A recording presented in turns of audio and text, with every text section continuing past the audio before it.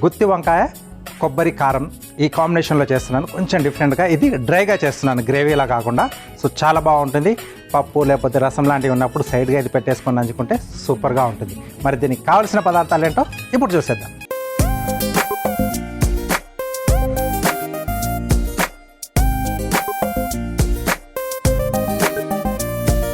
Okay, so గుత్తి వంకాయ కొబ్బరి కారం కావాల్సిన పదార్థాలన్నీ ఇక్కడ సిద్ధంగా ఉన్నాయి. ముందుగా మనం స్టఫింగ్ రెడీ చేసుకుందాం.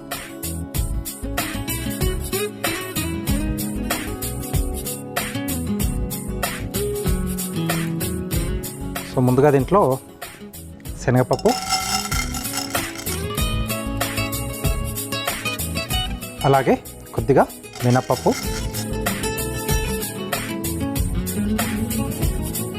నెక్స్ట్ పల్లీలు. సో ఇవన్నీ కూడా మనం డ్రై రోస్ట్ చేసుకోవాలి. సో ఇది కొంచెం బేస్ కింద మనకి వస్తుంది పప్పులు అనేది.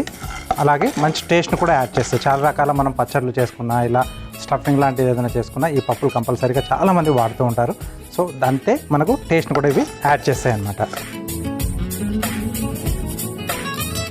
సో పచ్చళ్ళే కాకుండా కారపొడులు ఏమైనా చేసుకున్నా ఇవిగానే ఎక్కువగా వాడుతూ ఉంటాం కదా మనం. సో మంచి స్మెల్ వచ్చేంత వరకు, అంటే వాటిలో ఉండే ఆ సువాసన కొంచెం మనకు బయటికి రావాలి. సో అప్పటి వరకు ఫ్లేమ్ అనేది మీడియంలో పెట్టుకోవాలి, మరీ ఎక్కువగా పెట్టుకోకూడదు. అలాగే లోపల ఉండే కొద్దిగా ఆ మాయిశ్చర్ కూడా వెళ్ళిపోయి మంచి టేస్ట్ వస్తుందన్నమాట అలా వేయించుకోవడం వల్ల. ఓకే, సో ఇవి ఇక్కడ కొంచెం వేగుతున్నప్పుడే కొద్దిగా ధనియాలు, అలాగే కొద్దిగా జీలకర్ర, నెక్స్ట్ ఎండుమిరపకాయలు,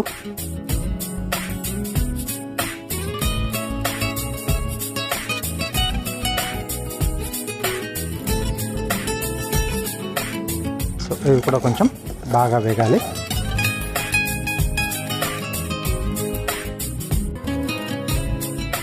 సో పల్లీల బదులు కావాల్సితే కొద్దిగా నువ్వులు కూడా యాడ్ చేసుకోవచ్చు. కొబ్బరితో ఈ కాంబినేషన్ అనేది ఇంకొంచెం బాగా ఆ కొబ్బరి ఫ్లేవర్ని ఎన్హాన్స్ చేస్తుంది అన్నమాట.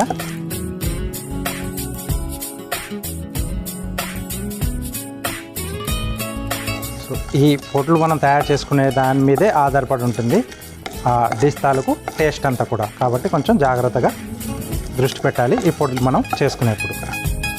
ఓకే, సో ఇది సరిపోతుంది. దీన్ని ఒక మిక్సీ జార్లోకి తీసేసుకుందాం.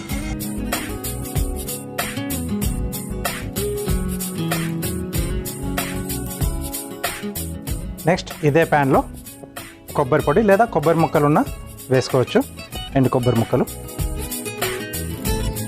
ఇది కూడా కొంచెం లైట్ బ్రౌనిష్ కలర్లోకి ఇది మారే విధంగా మనం వేయించుకోవాలి. సో ఫాస్ట్గానే అయిపోతుంది, ఎందుకంటే పొడి వాడుతున్నాం కదా మనం.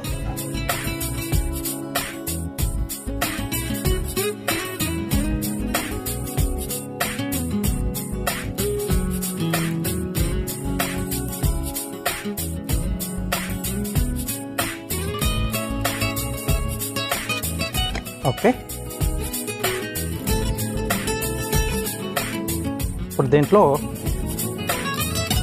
కొద్దిగా చింతపండు, కొంచెం ఆ పులుపు ఉంటే బాగుంటుంది. ఆ కొబ్బరి ఘాటుతో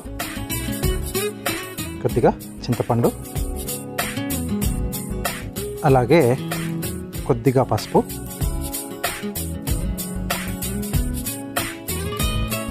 వెల్లుల్లి రెబ్బలు,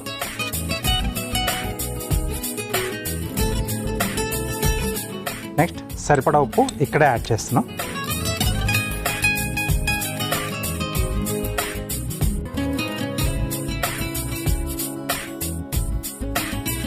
కొద్దిగా కొత్తిమీర. ఓకే, సో ధనియాలు వేరే టేస్ట్ ఇస్తుంది మనకు, కొత్తిమీర కొంచెం డిఫరెంట్గా ఇస్తుంది కదా. సో ఈ రెండింటిని కూడా యాడ్ చేసుకుంటున్నాం. పొడిలా చేసేసుకోవాలి.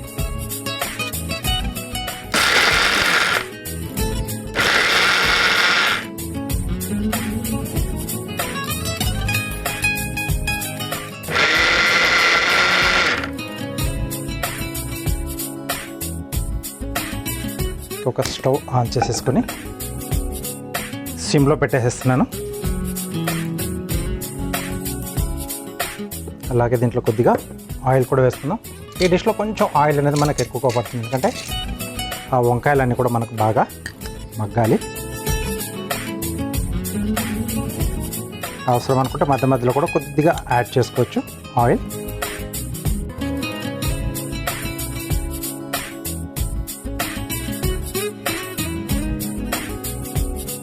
నెక్స్ట్ వంకాయలు మనం ఇప్పుడు గుత్తులుగా కట్ చేసుకోవాలి. ఓకే, ఒకే సైజు ఉంటే మనకు బాగుంటుంది, చూడ్డానికి ఈవెన్గా కూడా మనకు మగ్గుతాయి. ఓకే, సో ఇలా కట్ చేసేసుకొని వెంటనే నేను దీంట్లో ఈ స్టఫింగ్ చేసింది ఫిల్ చేసేసుకోవాలి. మసాలా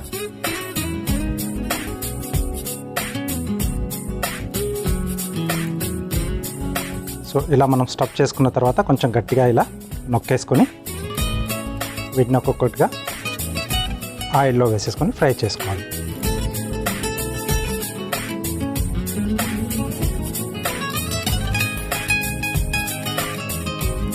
సో గ్రేవీ కావాలనుకుంటే మిగిలిన మసాలాను మనం కొద్దిగా వాటర్లో యాడ్ చేసేసుకొని వంకాయలన్నీ కూడా ఆ మసాలాతో పాటు మగ్గిన తర్వాత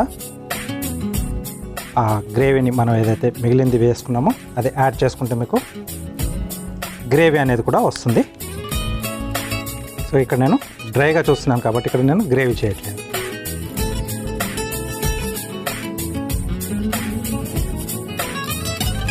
కొంచెం గట్టిగా నొక్కేస్తే మనకు మసాలా అనేది కొంచెం ఎక్కువగా పడుతుంది.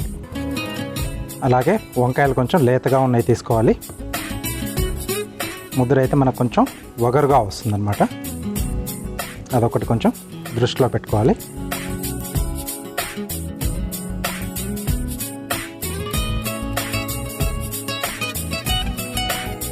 సో సింపుల్, దీంట్లో రకరకాల ఫ్లేవర్స్ మనం మార్చుకుంటూ చేసుకుంటే వంకాయల్లో ఈ స్టఫింగ్ చేసుకునే దాంట్లో రుచులు కూడా మనకు మారిపోతూ ఉంటాయి. దినుసులు అవే మనం రెగ్యులర్గా వాడేవే, వాటి కాంబినేషన్లో చిన్న చిన్న మార్పుల వల్ల మనకు రుచిలో కూడా మార్పు అనేది వస్తుంది.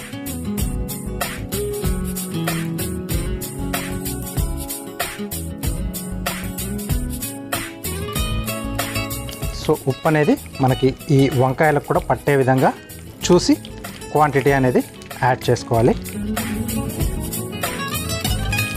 సో మీడియం ఫ్లేమ్ మీదే ఉడికించుకోవాలి. ఇవి మగ్గించుకోవడం అనేది ఎక్కువ పెట్టేస్తే పైన మనకు మాడిపోతుంది, లోపల పచ్చిగా అలాగే ఉంటుంది. సో కొంచెం పచ్చి పచ్చిగా ఉన్న వంకాయని తినలేం కదా, టేస్ట్ ఉండదు, వగరుగా ఉంటుంది.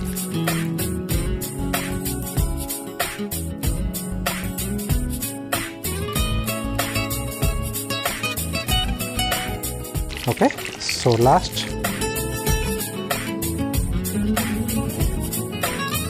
సో పులుపు వచ్చేసింది, కొంచెం వెల్లుల్లి వచ్చేసింది. స్పైస్ అనేది నేను కొంచెం మీడియంగా ఇచ్చాను. మీకు కొంచెం ఎక్కువ స్పైసీ కావాలనుకుంటే ఎండుమిరపకాయలు కొద్దిగా ఎక్కువ యాడ్ చేసేసుకోండి.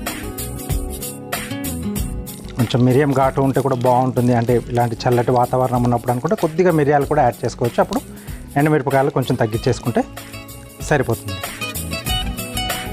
ఓకే, సో వీటన్నిటిని కూడా అన్ని వైపులా అలా టర్న్ చేసుకుంటూ మనం మూత పెట్టేసి మీడియం ఫ్లేమ్ మీద అన్ని వైపులా మనం బాగా మగ్గే విధంగా ఉడికిచ్చేసుకుంటే గుత్తి వంకాయ మనకు కొబ్బరి కారంలో రెడీ అయిపోతుంది. ఓకే, సో ఇక్కడ బాగా మగ్గిపోయాయి. నేను స్టవ్ కూడా ఆఫ్ చేసి పెట్టేశాను.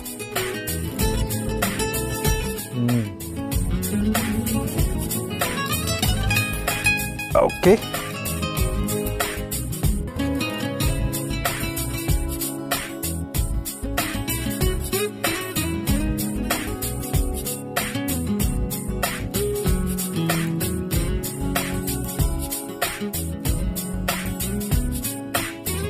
ఓకే,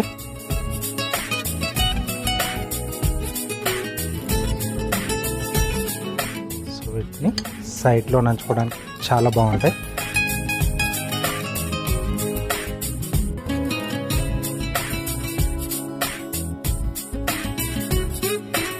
పైనుంచి కొంచెం ఇంకా ఆ పొడి కొద్దిగా స్ప్రింకిల్ చేస్తున్నాను, అంటే మనం నోట్లో పెట్టుకున్నప్పుడు జస్ట్ అలా ఆ ఫ్రెష్నెస్ అనేది తగలాలి.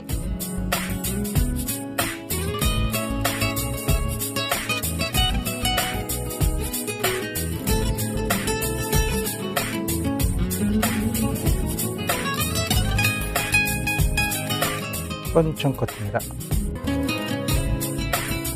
గుత్తి వంకాయ కొబ్బరి కారం రెడీ అయిపోయింది.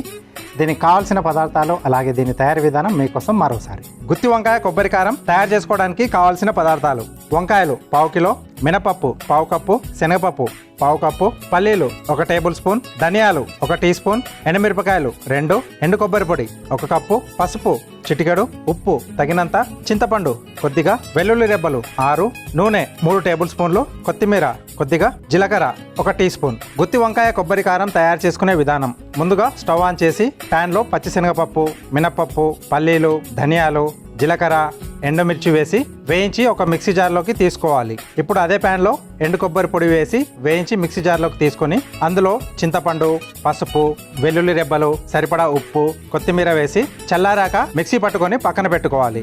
ఇప్పుడు మళ్ళీ స్టవ్ వెలిగించి ప్యాన్లో నూనె పోసి వేడి చేసుకోవాలి. ఇప్పుడు వంకాయలను గుత్తులుగా కట్ చేసుకొని మిక్సీ పట్టుకున్న మసాలాను వంకాయల్లో స్టఫ్ చేసి వేడి నూనెలో వేసి బాగా మగ్గించుకొని సర్వింగ్ ప్లేట్లోకి తీసుకొని పైనుండి కొబ్బరి మసాలా పొడి, కొత్తిమీర జల్లి సర్వ్ చేసుకుంటే గుత్తి వంకాయ కొబ్బరి కారం రెడీ.